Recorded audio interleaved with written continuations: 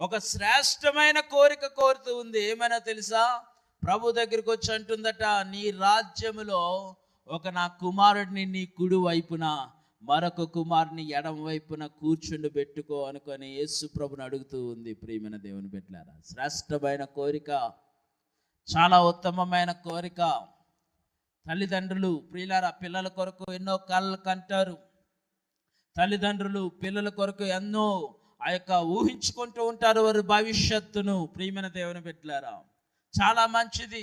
ఏ తల్లిదండ్రులు కూడా పిల్లలు పాడైపోవాలని కోరుకోరు. ప్రియులారా, ఒకవేళ వీళ్ళు ఎన్ని బాధలు అనుభవిస్తున్నా, ఎన్ని కష్టాలు అనుభవిస్తున్నా సరే పిల్లలు పైకి రావాలని ఆశ కలిగి ఉంటారన్నమాట.